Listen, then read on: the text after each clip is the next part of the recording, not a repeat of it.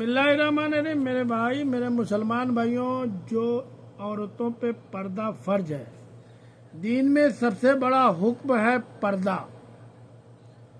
ایک عورت جو پردہ نہیں کرتی، غیر مردوں سے فری ہوتی ہے، تو آپ کا کیا خیال ہے؟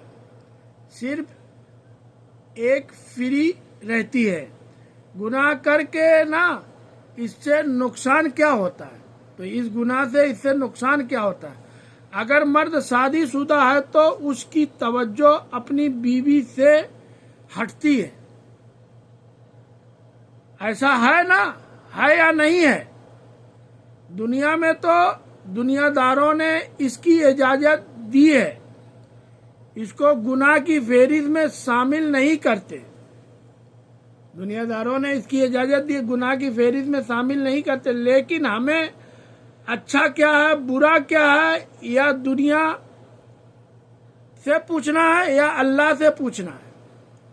تو میرے بھائی، جس اللہ نے نماز فرض کی ہے، اللہ نے رمضان کے روزے فرض کیے، تو اسی اللہ نے ہماری عورتوں پہ پردہ فرض کیا ہے۔ یا عورتوں کی ہی فائدے کا حکم ہے، تاکہ عورت کو اپنے شوہر سے محبت ملے۔ جب بے پردہ آپ باہر جاؤ گے، لوگوں سے فری ہوگے، تو اس مرد کے گھر میں ایک بیوی بھی ہے۔ جب آپ مردوں سے فری ہو گئے تو اس مرد کے گھر میں ایک بیوی بھی ہو، اس کا گھر خراب ہوگا کہ نہیں؟ ہو رہا ہے۔ بہت لوگوں کے گھر خراب ہوئے نہیں، برباد ہو رہے ہیں۔ خراب ہوئے نہیں، برباد ہو رہے ہیں۔ نقصان اس مرد کا نہیں ہوتا، نقصان اس عورت کا ہوتا ہے جو اپنے باپ کا گھر چھوڑ کر آئی تھی، اس مرد کی بیوی بنی تھی۔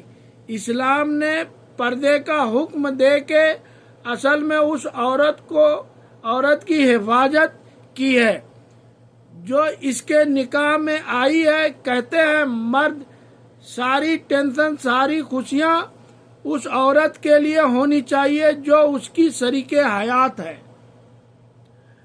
باقی سے آپ کو کوئی ریلیشن نہیں ہونی چاہیے۔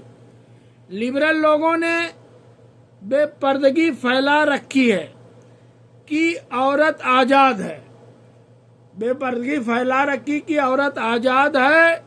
بھائی، عورت کے آزاد ہونے سے گندگی پھیل رہی ہے، مزے مرد کے بڑھ رہے ہیں، عورت کے نہیں بڑھ رہے ہیں۔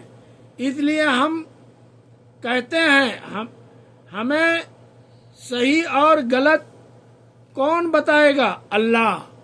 صحیح اور غلط کون بتائے گا؟ اللہ۔ اللہ نے عورت کو پردہ کرنے کا حکم دیا ہے۔